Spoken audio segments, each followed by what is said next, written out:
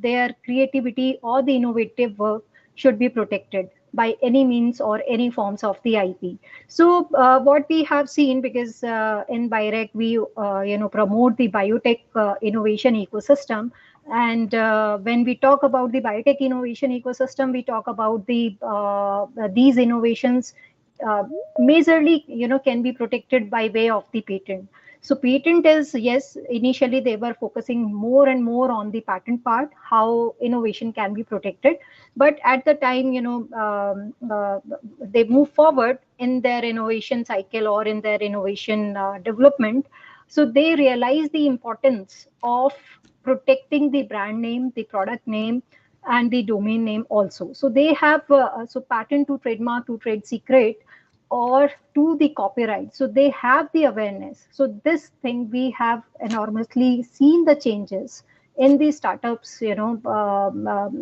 how they are realizing the importance of IP protection. So we have grown enormously, tremendously in terms of the patent filing.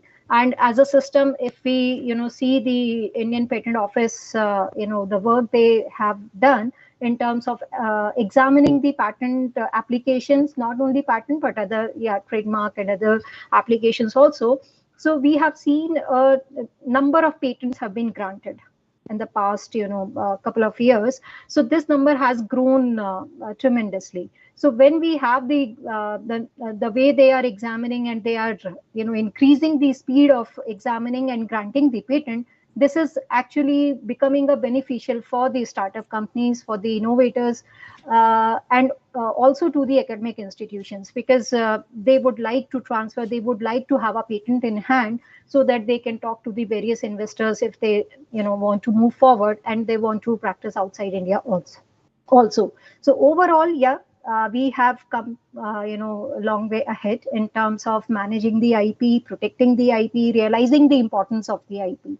Though yes, there are few areas as well as few we have seen, because like in BIREC, if we talk about, so we have seen a lot of startups are still in initial stage, they are not very much aware of IP protection. So with the help of the BIREC and with the help of our partners, we encourage them to learn about the IP, to make them aware about the IP. So that is also happening, so that we can make them aware and we sensitize them, and of course they think about IP protection and IP filing. So I'll stop here, and Thank you, ma'am, for shedding light. Yes, we have indeed, shaped and with leaps and bounds, we have, excelled in this segment and specifically in the startup arena. As you rightly mentioned, awareness is still the key to reach a wider audience, because India is a very vast geography, and reaching to each and every corner would be very important. Now, coming to Nirvashini, ma'am. I am sure with a fresh perspective of South African ecosystem of IP and innovation, and being rooted through the Indian aspects as well, what would be your key take in terms of what is the ecosystem in South Africa, and what you have seen or observed during last few years, the transition in Indian innovation landscape, and especially with perspective of intellectual property? Hi, Sudhir. Yes, thank you. So our system is not that much different in terms of the startup space. We do have quite a significant startup space, but it's limited in the same way. We have quite a high failure rate. I mean, that happens with, I think, in virtually every country.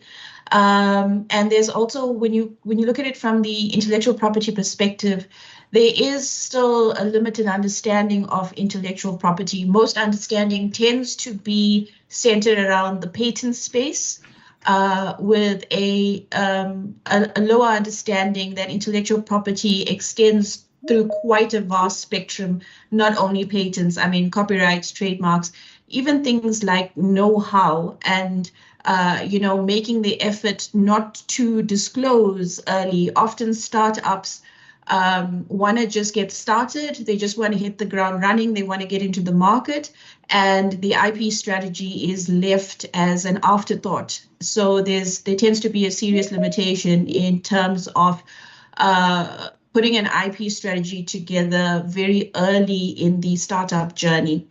But having said that, the system has also been evolving for quite a number of years. We've had significant changes in our legislation. So now we have a very robust legislation in terms of how we protect our intellectual property.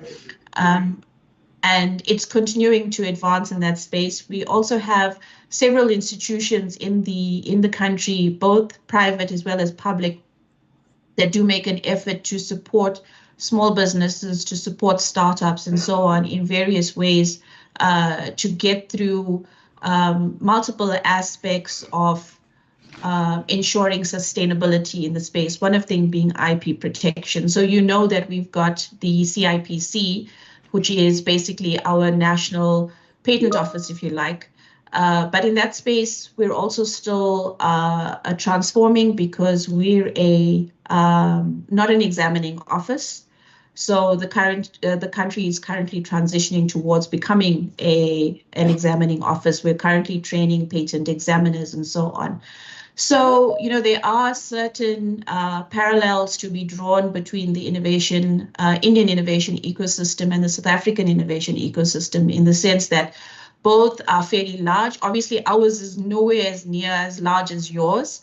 But because both have come from a developing country status or a developing country status, the challenges tend to be very similar, and the attempts to address the challenges are also very similar.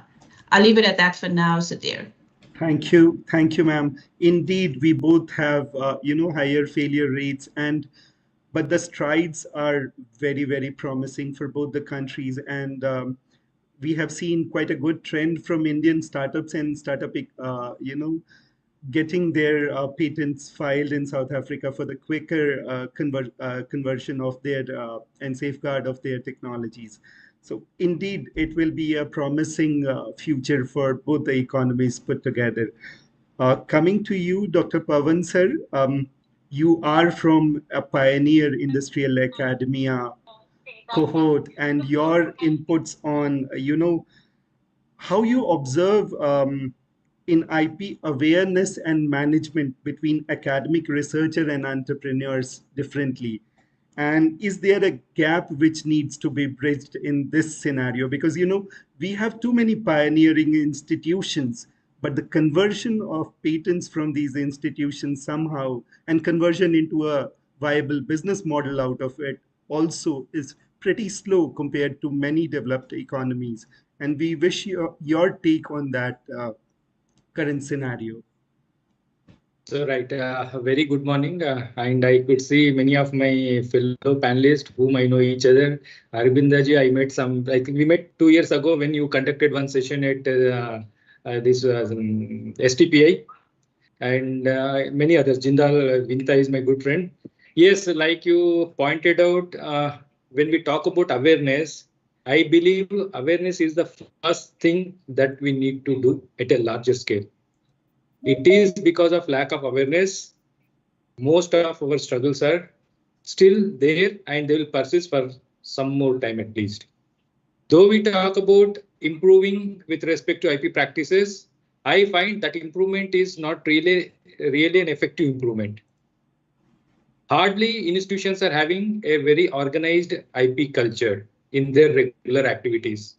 Even if I have to say, today being World IP Day, I could find many institutions celebrating this occasion. Only on this day they'll talk about IP, and then they'll forget, they'll wait until 2026. Of course, KIT is an exception, and even to my knowledge, Bhubaneswar ecosystem is one of those exceptions, but at last, this is what is happening. And if you talk about research institutions like CSR, ICR, ICMR, majority of the research personnel working there, maybe scientists, maybe researchers, or even the project students, they hardly have a proper understanding on what is called IPR. They might be having awareness is different, understanding is different. unless they have proper understanding, they cannot think towards contributing effectively. So what we practice is, first step is awareness. That itself is lacking largely in our cultures. Once you have a proper awareness, then there is a possibility of going for understanding.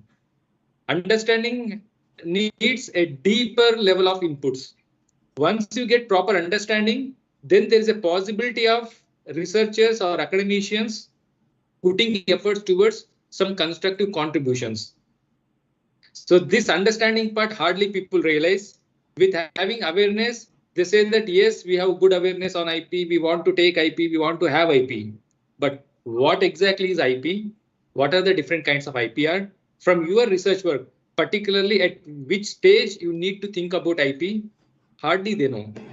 Many people come to me from my institution and from other institutions. After completing their work, they come across IP and someone would have referred, they come to me, Pavanji, we want to take a patent on this. By that time, they don't realize that many similar works have already been filed or published somewhere here and there.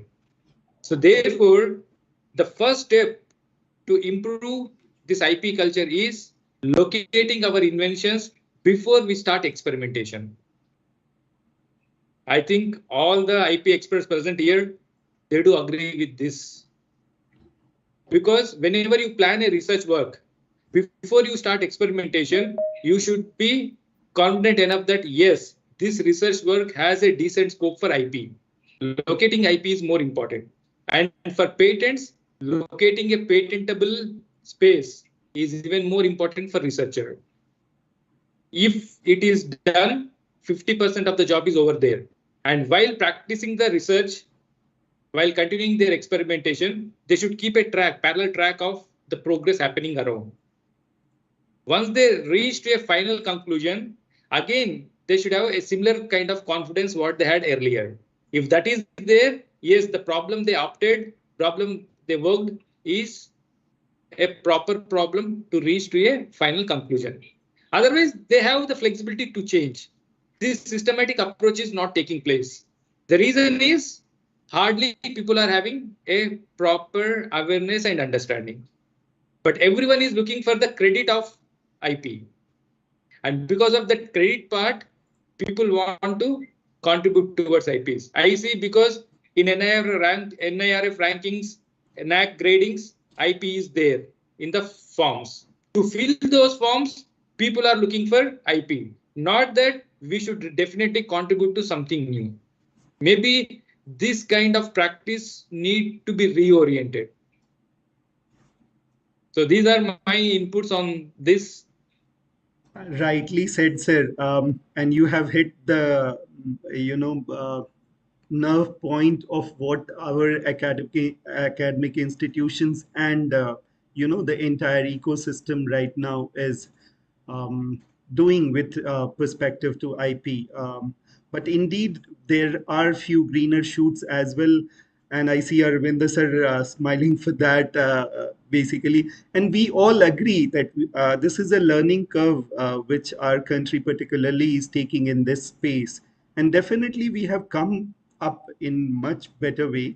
We do have startups which have started leveraging IP as an important aspect of their progress as well, and translating it into economic progress. Coming to you, Sudha ma'am, we are talking of patents in perspective of startup and innovation ecosystem, and you bring in a very fresh perspective of other form of intellectual properties like copyrights and other, where the awareness is still very, very minimal, even I would say for the trademarks, basically, which is a very simple, first stage of intellectual property, which a startup or innovation or innovator needs to safeguard. What is your take and, experience in this 20 years? Is it shifting towards better awareness, or what needs to be, focused, let's say, for an institution like BCKIC to bring in that aspect of taking, in addition to patent, other forms of intellectual property to the mainstream, basically? Ma'am.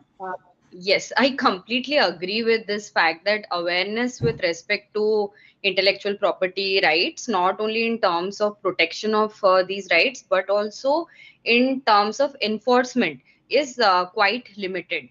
So patents uh, is a major aspect. I mean, is a major area of practice, that I agree. But when it comes to copyright laws and when it comes to trademark laws, what happens is a lot of creators in the first place do not have this understanding of what are their basic rights in a content and how those rights can be protected and monetized. That awareness can be taken up by organizations like BCKIC, so that creators, authors, original IP owners are aware about what is the commercial element in their creation, right? And coming to startup founders, what I completely agree is registration of a particular intellectual property like a trademark or say like a copyright, even though all these registrations might not be mandatory under law, they do give an edge if it is registered, right? So in such cases for startups, what I believe is such early registration is immensely critical, because we need to look at all these IPs as intangible assets, and they can be considered as a foundation stone of any of growth of any organization, and it does give a competitive advantage and will help a startup to have that kind of valuation and exit in the future. So I think a lot of expertise and guidance and awareness, IP education, can be brought about by institutions and organizations like BCKIC, and that should be commercialization of IP should be the main goal, because it just adds a lot of importance to a portfolio of a particular startup, and it is lucrative for investors. Yeah, that is all I have to say for this. Thank you very much, ma'am. And indeed, in addition to patent copyrights, and now we have seen a lot of even cases coming in India wherein we have further awareness and even lawsuits getting in for copyrights and other infringements. So definitely we are getting more aware and creators are getting more aware, and further needs to be done in terms of generating more awareness towards what individual level, creator level safeguards can be put in perspective. Thank you, ma'am. Now coming to Aurobindo sir, your experience internationally with patent filing and different forms of consulting in IP ecosystem. For you, I have a more generic. This thing is how IP can be used strategically, and you have seen very many cases, and I go through your newsletters to understand that sustainability and IP, using or leveraging IP as strategic aspect into sustainable development. And I have seen quite a few examples which you keep on sharing it with us through your newsletters. And in growth and investment segment, how do you pitch this IP as a leverage for Indian innovation ecosystem? And your experience from different countries, cases, if one or two you can, highlight in this regards. Yes. So a very warm welcome everyone for today's World IP Day, and thanks Sudhir for the question. So with regard to intellectual property, when it comes to international front, especially in Europe, especially in US, it's they are very aware of. Even if we say that okay, maybe this is not possible, they said that you don't worry about it. Go ahead and file it. You don't worry about the money. You don't worry about the outcome of it. Let's file it. If there are 2 trademarks, they will file 4 trademarks, saying that why don't you file? Whereas in India, if we say that okay, there is 2 wordmark and trademark is possible, they'll say that okay, can't we put 1 trademark and file both of them? And 90% of the trademarks that we file, maybe the lawyers that we file, do not have a date, user date, and India do not need a user date to claim the trademark, and they file it as used, like proposed to use. maybe the trademark has been used for 10 years, but they don't even bother to ask this question, whether it has been used or I should file a trademark without use. So the awareness of international IP, the international with regard to US and the developed countries and India is a lot more gap. That's why we see the filings are having a lot more gap. Also in terms of trademark, in terms of patents. When it comes to like the world IP trademark and patents, we are somewhere around 5% of the world IP filed around the world, right? So below that, I would say, whereas China is now overtaking like 60-70% of the filings. Just to give you an example, let's say we talk about WhatsApp. Okay, so when I send you a message on WhatsApp, I get a tick. Okay, and when you get the message, it becomes double tick. When you read the message, it becomes a blue tick. So this itself is a patent. Okay, that's right. This is how patents have been created. The flow of the communication which happened online, so that the easy knowing that the delivery and the receipt of it. Okay, and similarly that there are 18-20 patents when Facebook acquired WhatsApp at some point of time with a huge $1 billion deal, right? So that's where IPs are created. In India, I would say the creation of IP is done, but when we create, we are not aware that it can be protected. See, I would say more IPs in, there are more IPs created in a garage or a mechanics out there who is, or a factory workers who is working in the factory rather than an academia who is doing PhD. Okay, they might be doing it for credit, as Pawan rightly pointed out, but there are some Jugaad patents which has a potential of changing how we see IP, right? At the same point of time, when it comes to the protection part, so we in Lex, at least in Lex, we go through the 4 pillars of how we see intellectual properties: create, protect, utilize, and maximize. So creation is a phase where you create the intellectual property. You are in the stage of creation where you need the maximum support to identify, to find out what is the best to go for the protection part. Then once you go for the protection part, you try to utilize yourself, or you try to give it in terms of licensing and make it public. And then once it is public, you will find out there are more patents or more trademarks which is possible, more forms of IP which is possible, change of forms of IP which is possible, and you go ahead and protect them and go for the maximization of it. In terms of AI now coming into, there's a lot more space which we are missing out somehow, where China is taken a lot more and US has already taken in AI ML a lot more patents, which we have drafted file. Just in India, it's 3 years back, we have a judgment, or 4 years back, we have a judgment where we define what is a software patent. Okay, and then we are accepting now the software patents. So even the law is there for 20 years, no one interpreted it, and we thought that okay, copyright is not a subject matter of patent.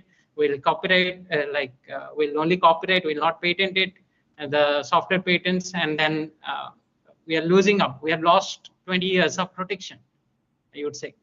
So in that way, the AI is the next thing which we need to have some early case laws, or maybe early's detection of how we can protect, or maybe one more upcoming law on AI robotics. So those things need to be in our mainstream, and the protection of the legal framework or the policies also need to be framed also. Yeah. Thank you, sir.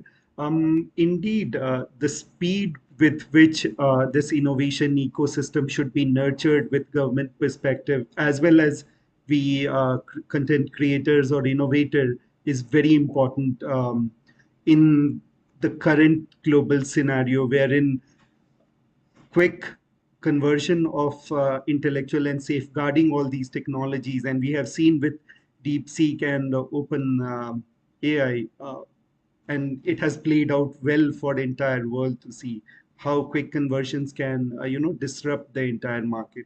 Thank you very much, sir. Vinita ma'am, with your Yeah. immense Sameer, experience. Yeah. Before we move forward, can I add one more point? What Yes, ma'am. Dr. Arvindo and Dr. Pawan talked about.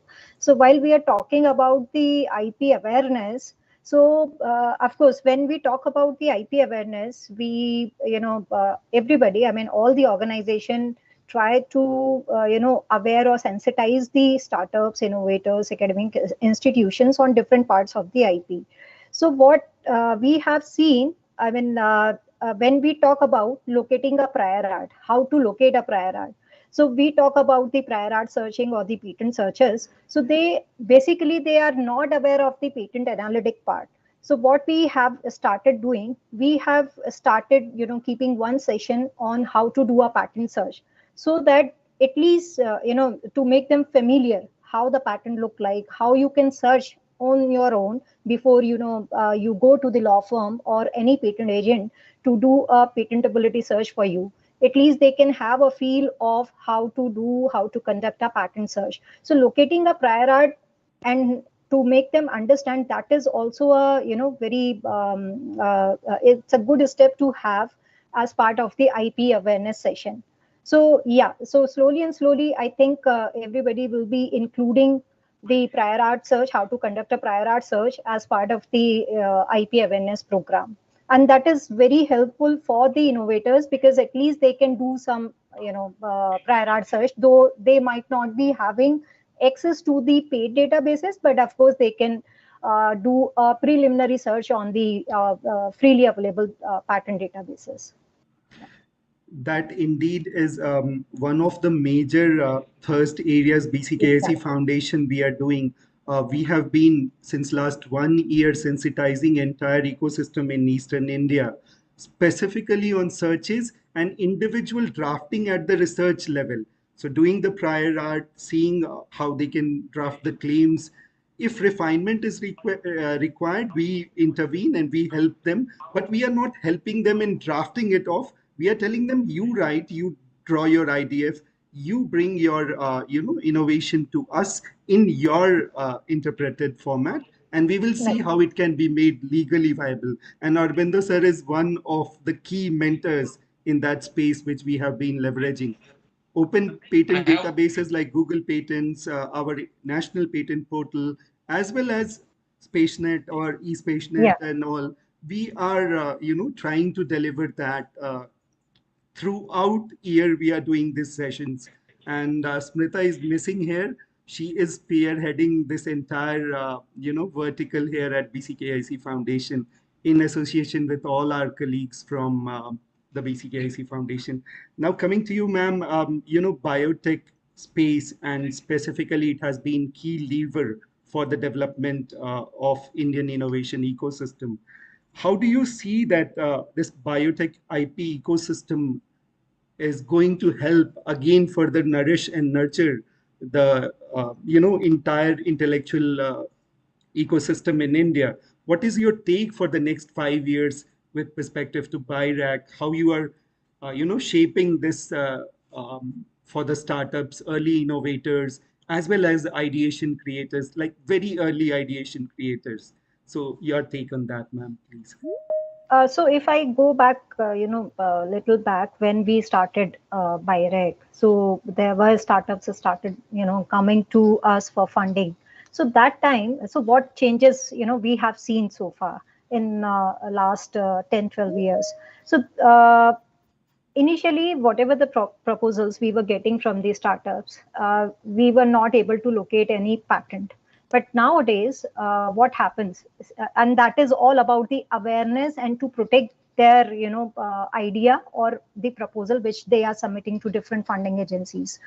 So now they have IP already in place when they write proposal to any funding organization, and so that they have an understanding, like if they have protected their idea or the innovation while writing a proposal. So so this kind of sensitization is there in the startup, and I think it will continue. they are not, shying, like in terms of if they have to, proceed further with different, patent filing, they can do it. And they agree, like whatever patent they have filed, this would be a kind of preliminary patent where they protect it. But they are now, because as soon as they receive the funding, they improve their, design or the innovation, because that time they might not have done the research component. So based on the outcome of the research, they improvise on the existing innovation, and then they further, think about filing a patent application. So for the biotech startup, and if they are funded by the BIREC, what we have done, we have created a program which we call it as BIREC Path program, under which what we do, we help them on the financial part, filing a patent application, not only in India, and it starts with the provisional patent filing. So as soon as you come to us for the provisional patent filing, we connect them with one of the, law firm, so that they can guide them. Of course, patent drafting will be done by the empaneled law firm, but the startups will be connected through us with the law firm, so that, technically they can make them understand what is the innovation, and they can draft the patent accordingly. So we have funded, around, not many, but because our scrutiny is quite strict in that way, so we have recommended so far very low number, but yes, around 50 startups have been funded under this program. So provisional filing and then complete filing, of course, it's all committee driven again. So startup will get a chance to defend, their case. And if they are looking for the national phase filing also, so they present their case to the committee, and we also support for the national phase filing. And maximum support we have provided for the national phase filing, because all these startups comes with the provisional or the complete patent filing application. So this is the program which we have started somewhere in 2013, but majorly we operationalized in 2016. Since then, we are funding these startups for patent filing. And if we talk about next 5-year plan in terms of how biotech startups will grow in terms of IP filing, in terms of the research. So now, as you might be aware, like deep science, we are talking about the deep science or deep science biotech related technologies and projects. So slowly and slowly, when we are moving towards this, so of course we have different programs where we will fund those startups for the deep biotech, and the patent or the IP protection definitely is going to be very crucial for them. So if they don't protect, that will involve a lot of complexity in terms of the IP protection, IP filing, because when you talk about the different components of the deep science, then you have to have access of those components also. So that will not only IP filing, but in terms of having access to the different components from the different organizations. It could be from the Indian organizations as well as from the international organization. So considering those aspects, and you draft your patent application, you protect those innovations by any form of the IP, then of course. This is going to be very, very crucial for the next 5 years, because we are moving from now what translational science, of course, that was also helpful for us, still helpful for us. But when we are moving towards the deep tech science, then yeah, IP definitely plays a crucial role. And also, if you are aware of DBT BIREC announced the biomanufacturing thing, yes, where we are talking about the deep science involving the different, we have announced different calls in different themes, including the synthetic biology, climate resilient crops, bio AI hubs, and biomanufacturing of the critical enzymes. So different components are there. And if you see in each component, different, parts and plugs are needed. They might already be, IP protected. Then you have to have access from those organizations. or if you are creating on your own, definitely you would like to, have a IP protection on that. So that is one example where IP definitely will play a critical role in the next 5 years.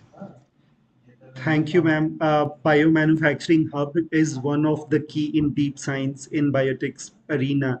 And I am sure this is going to, regionally as well as nationally pitch us in very competitive landscape, both in knowledge economy as well as innovation-driven startups and further shoot-offs from our major organizations, basically. So thank you very much for putting that insight, ma'am. Coming to you, Nirvashini, ma'am, with perspective to South African innovation ecosystem and your expertise in it, India is also looking at cross collaborations wherein we can learn from use case scenario from different countries and try to see what improvised pathways we can build in this knowledge driven economy and ecosystem. So how do you see that and your take on how we can start thinking about cross collaboration in IP and tech transfer space, and what challenges, early challenges you see wherein organization like BCKIC or PIRAC can discuss, deliberate, and try to see a pathway wherein we can quickly cross collaborate as well. Let's say for a startup from India and go and deploy in South Africa at an easier way possible, or a startup from South Africa coming to leverage on the Indian innovation ecosystem, how we can bridge this gap.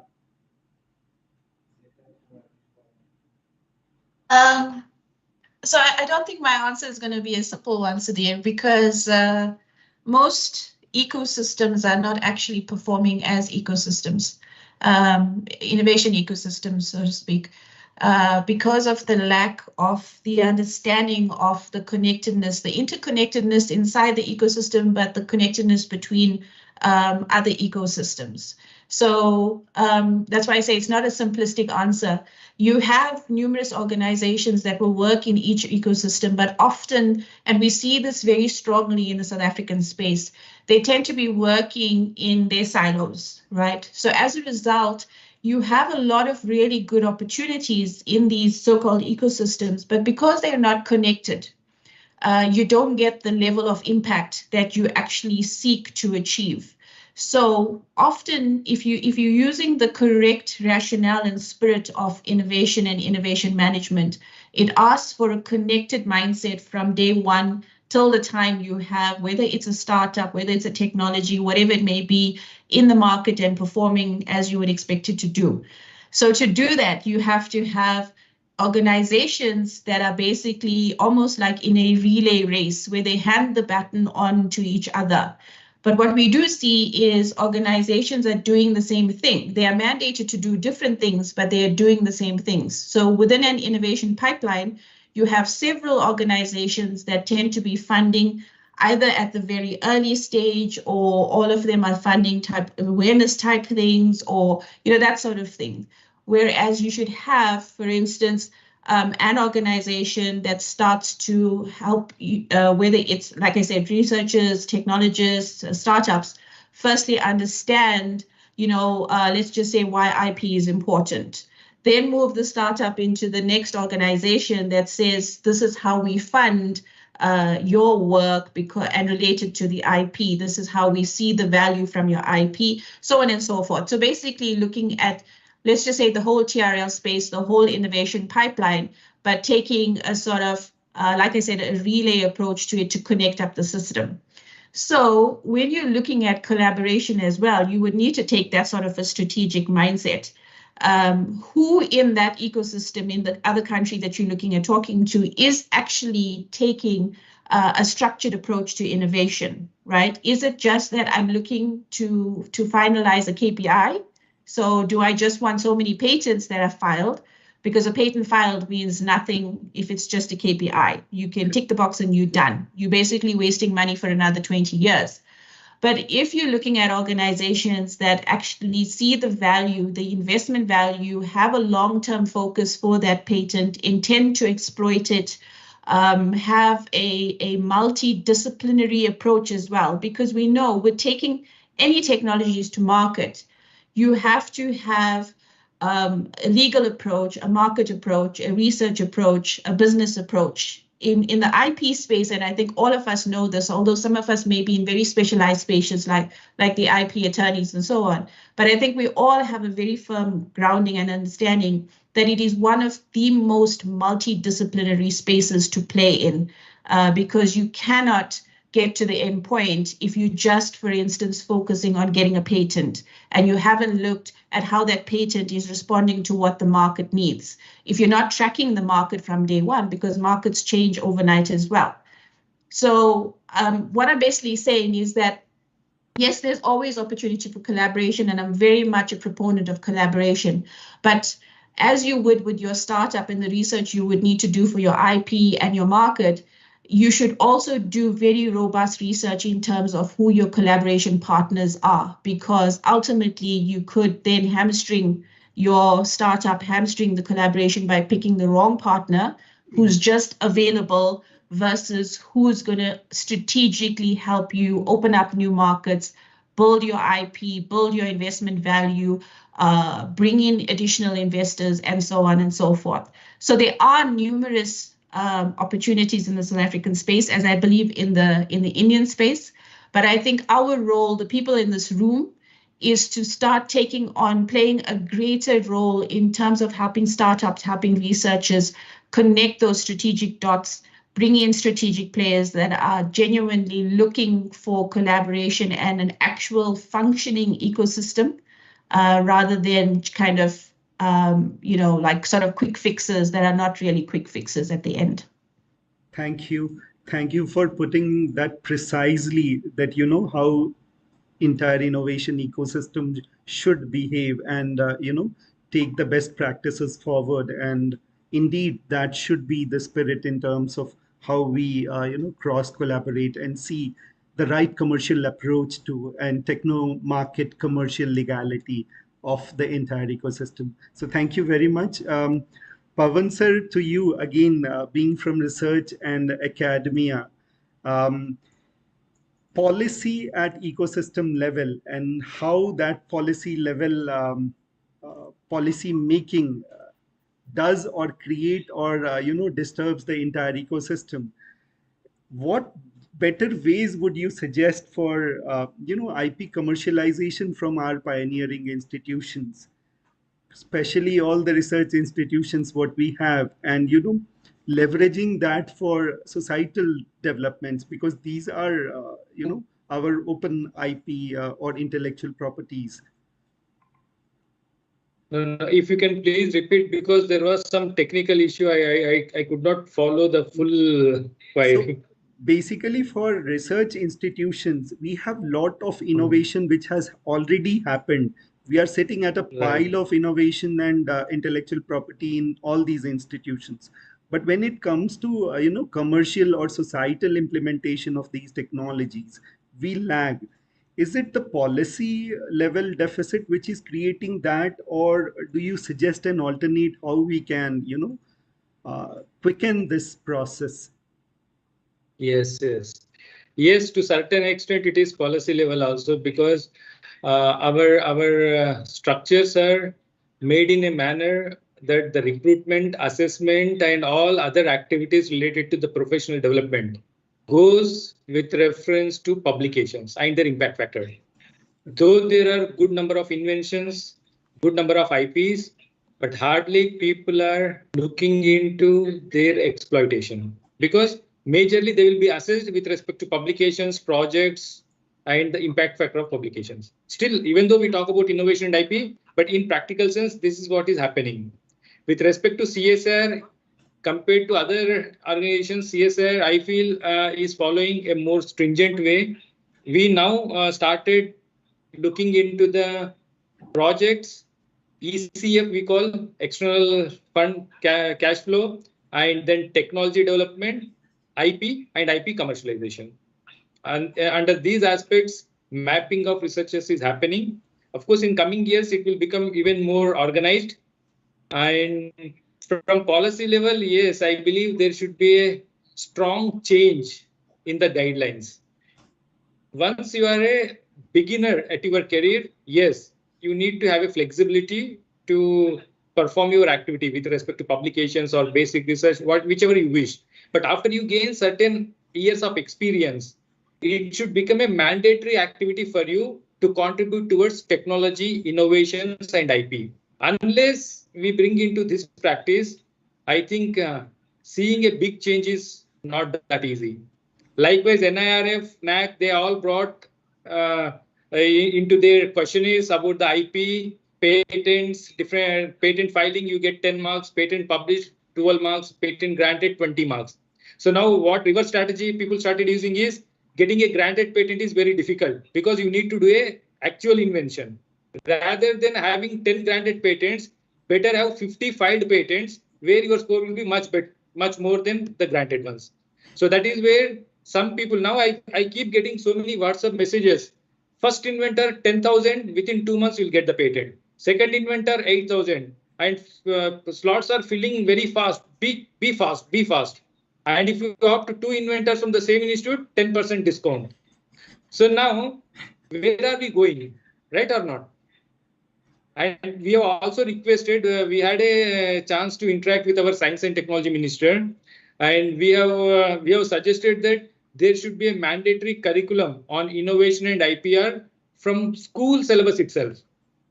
Now, though by national IPR policy, it has been suggested for all the higher educational institutions to have a course on IPR, to have IPR cells, but hardly few people are implementing, many others are not implementing.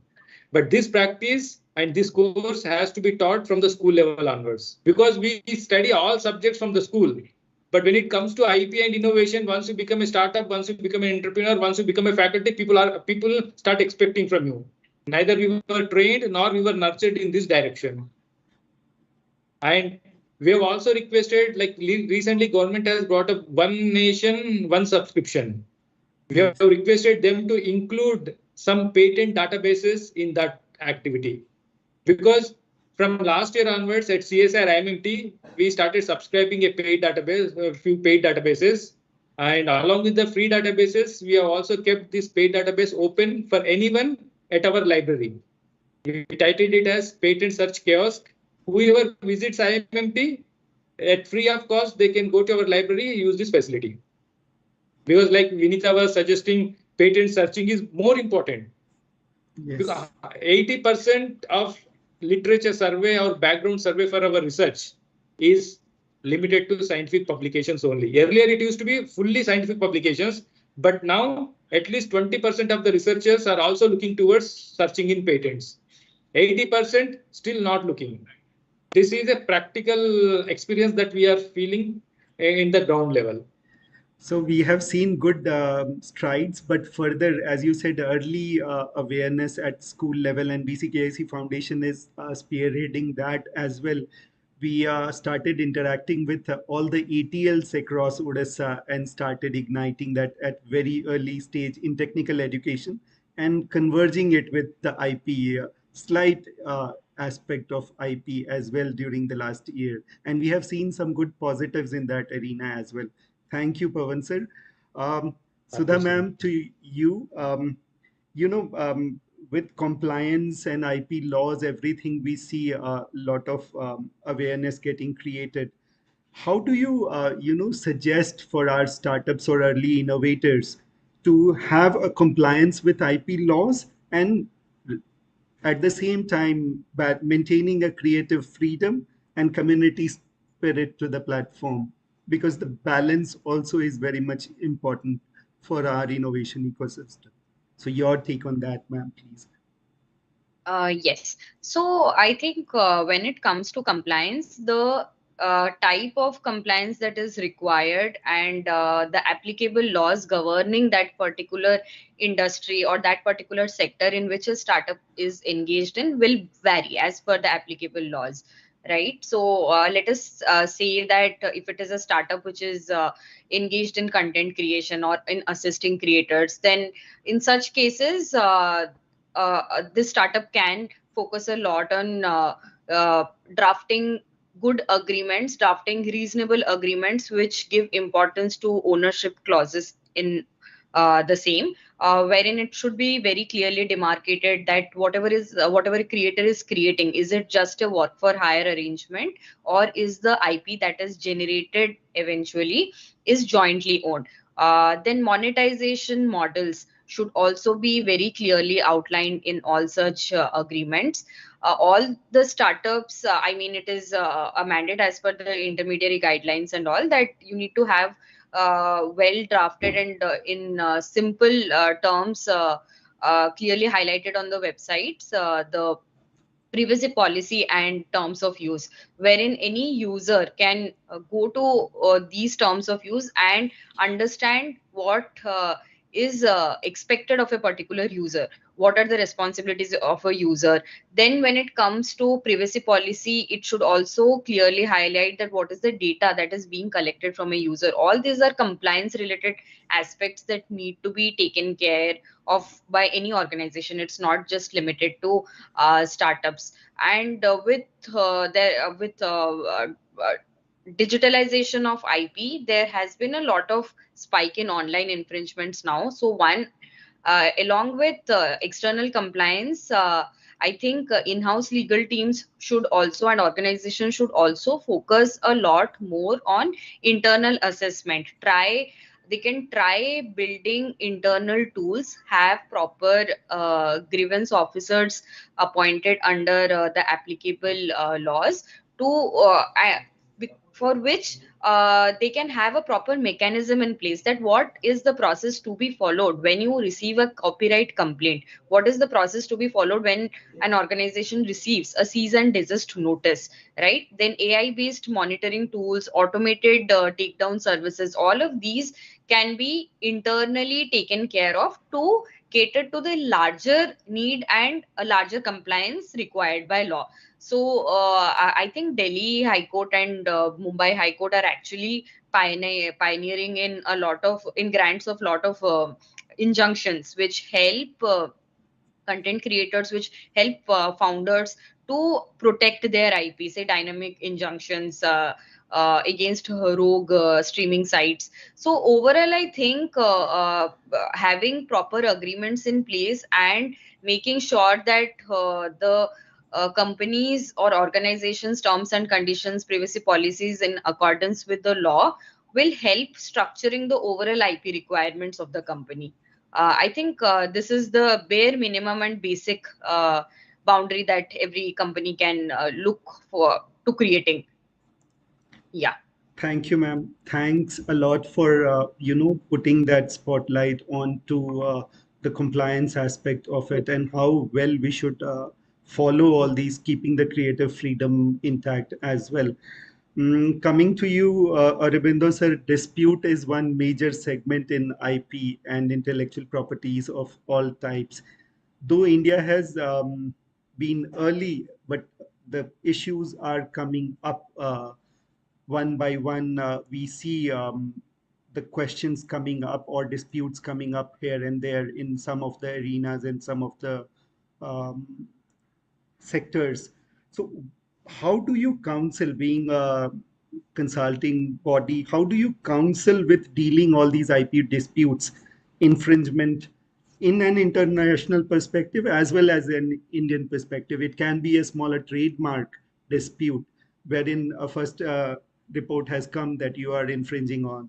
And how do you, suggest our startups or early innovators to, follow the compliance in that aspect with perspective to disputes, basically?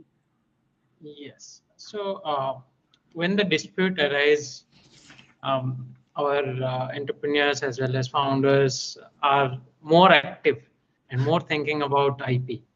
At that point of time, if the first question is whether you have protected any IP, around, I would say 60% of them say that, okay, we have not protected the right form of IP or the right kind of IP. Let's say if it is a trademark, they'll say that their hotel name has been copied.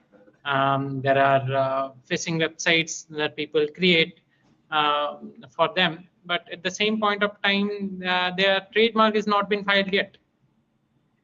Okay. So that's where the first consulting start is. Again, go back one step back, try to protect their IP also. rather than writing a straight cease and desist notice where it can be a little questionable. At the same point of time, when it comes to international mode of enforcing your IP, if it is online, I divide the question into two parts. One is an online mode, and if the infringement is in online, let's say if someone is selling the same product as you are selling on Amazon India and Amazon US, so how you need to enforce. So that is up to a large extent has been resolved in terms of the big players or the big websites have their own mechanism which do the DMCA takedown notice or the takedown notice and the just online notices which has been sent, and they really take it down within a few days. So up to the larger extent in terms of the bigger websites in place, those who have a lot more traffic and they are particularly in US, these online enforcement are a little easy nowadays. When it comes to enforcement in terms of your patent is in India and you want an enforcement in US where you don't have yet, but still there is an infringement, and you have missed the timeline to file the patent in US. So that's a complex thing to enforce your right, even if there is infringement happening. So at the same point of time, you need to see how this tech transfer happened, whether someone has brought, let's say, purchase something and brought it to US and do something in terms of to get a new patent out of it, or maybe using the same technology as yours. In Bhubaneswar especially, we have been into a few of the courts where just to establish that there's a copyright infringement in the court takes so much challenge, because the judges and the system is not fully developed in terms of understanding, okay, this is an infringement in terms of copyright when it comes to software infringement in office environment. If it is on the face of it, they are, let's say, if it is a copyright infringement on whether when you have a physical copyright which has been copied by someone else, then that is much more easier. But when it comes to someone, let's say in your someone of your employee copy another of more know-hows and let's say the copyrights of your organization and try to go to the same clients that you have and try to give them the service, just to establish that in a court takes time. And obviously we have done that also. We have got injunctions in terms of both on a preliminary injunctions also. But at the same point of time, enforcement in IP, first, we are not protected. And second is the law takes its own course of time. So it more time to enforce. So better that you protect your IP at the first hand so that the kind of enforcement when we do, whether it is online or maybe on the courts, it's much more easier. Thank you. Thank you, sir. With this, we try to, conclude and see that different spheres of IP and innovation ecosystem, what India and internationally, which we could leverage on. And it would be a very good,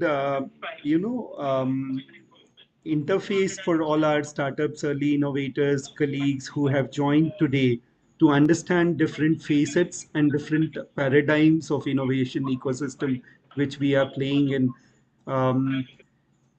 There was one question in the group, Aurobindo sir, for a quick this thing which you can help me with, requesting for sharing the IP registration process for an innovative product. This in itself is the drafting and everything, which we will take it further with the individual. Registration costing parameter, that is one aspect which I would like you to quickly, summarize on, because that was a question put in our chat. So I just picked up. A patent you are asking? Yes, sir. Yes, sir. Registration process or patent, basically, that's what they have written. Registration costing parameters, basically. So for the patent individual, If it is a patent, if it is individual, the government fees is very, very less as compared to the entire world, I would say. Just like the 1,500-1,600 rupees, you are able to file a patent application for month. That's like the best cost effective application that I have seen around the world. When it comes to lawyers coming into picture, their cost, the cost that you have to bear, it differs from, you would say, a minimum of, you should have a budget of around 30,000 to 1 lakh rupees to go through a patent in India, particularly. And then if you want to go outside India, then it goes on. It's add on more information. But when it comes to the government fee, whether it is for an individual and for startups, it's pretty less as compared to the Thank you. Thank you very much. Now I would request our scientific communication lead, Dr. Aanchal, to summarize on and thank our esteemed guests and the audience. Aanchal ji, to you, please. Thank you so much. Before I conclude, Sudhirji, if I have a permission, just for the student participants who are there today, we got the gist of it. We are no IP experts, but still listening to you all, I think we understood a lot. When should a student who is, focusing on startups, building up startups, should approach or should go for an IP exit? Because it's still not there in the curriculums. So till it takes the time for it to come in the curriculums of schools and colleges, what would be the best time, other than, reaching to BCKIC? How could they approach someone who they feel would guide them through at the school and colleges level? That's it. A small answer, and then we will conclude it. From any of our experts, please. So if you'd like to, I can take this question up. So when it comes to schools, it's very important that I feel their brain is working the best. Yes. And they have nothing to lose. They are so open, they can think out of the box, right? So that's where the innovation happens, and that's where they should have tools to check. And we are building up tools also to help out to our clients and entrepreneurs who are into, let's say, into trademark, but something on patent also we'll build this year, where they can easily check with the help of AI coming into picture in terms of the legal advisory or the legal search. In terms of that part, at least, we want to leverage AI, and we want to really reduce the cost of getting the trademark searches down, getting the patent searches down to almost nil, where the innovators can instantly search and get a result. And when they go for the next step, obviously experts like us can come into picture, and we can have some commercials at that point of time. But when it comes to research, it should be free. It should be completely, since the intelligence is there with AI, which we also have. So we want to leverage that. Obviously, IP tool in terms of IP Sathi is coming up, which is the IP India website. You can go through, you can do the research. When it comes to simple things, let's say if it is a patent or an idea, you can go to Google Patent or lens.org and go for a simple patent search to know what are the documents available, and then take it on from there. Thank you so much. I think that was an answer I was looking for, and all the students and the college students who are there in the audience, I think they would have understood what they should go through. So thank you again. So now I would conclude our session. So thank you so much. First of all our experts, Dr. Vinita, Dr. Pavan, Dr. Nivashrini, Mr. Arvinder, and Ms. Sudha. Thank you so much for coming and giving us your valuable inputs and obviously your precious time. So thank you once again. And thanks, Sudhir, for asking such brilliant questions, because those are the most important things for getting answers from the experts. Otherwise, a 1 hour session is not enough for an IP that's why we keep on having it, not just on this day but all through the year. So thank you once again, and thank you the whole team of BCKIC for having this. So I think in this whole session, what I understood and which everyone would have got the gist is about, first is to start locating, or the importance of start locating the patents, where to look for, when to look for, and the importance of having an early registration rather than, as said by all our experts, sitting on it and after years realizing that they should have been protected. And then obviously awareness about the copyright laws and how can we use these IP for our commercial benefit, because if we don't do that, then the motivation of doing it also goes down for everyone. And then obviously treating IP as an intangible source, as said by experts. And I would again like to add that we also understood that the IP can be used strategically, like when we think of collaboration, just not do collaboration randomly, but use it strategically. Think about the collaborators who can be actually of use and we can move ahead with them. And especially thanks to BIRAC, I would say, for coming up with such programs, because as we said, on policy level, government can make the biggest changes. So if the policies are right, the programs are right, obviously all the startups and innovators would know what to do and where to go about. So I think if I'm missing anything, Sudhir, we can add on. But obviously, and specifically, I think I missed a point, is of having an international collaboration, learning from the international systems. If something is, we have a major gap in our Indian system, as I realized. So we should keep learning, we should keep our system open and not get stringent about some of the laws and keep changing them, requesting the policy makers to change it so that everyone can make use of it. So thank you once again. I would thanks all our experts, and a big thanks to the participants who have come on a Saturday. I know it's a very interesting session, but then they have come on a Saturday listening to us. So happy World IP Day, I would say. And thank you once again. Sudhir, if there is anything left, you can say. Thanks a ton, all the panelists, all the audience, for having the patience, and a very warm wishes on the World Intellectual Property Day today. With this, we will conclude this session. Thank you once and all to everyone. Thank you. Thank you. Thank you. Thank you all. Thank you very much. Bye. Thank you all. Thank you very much, sir. Thank you, everyone. Thanks. Bye, everyone. Bye-bye. Bye-bye.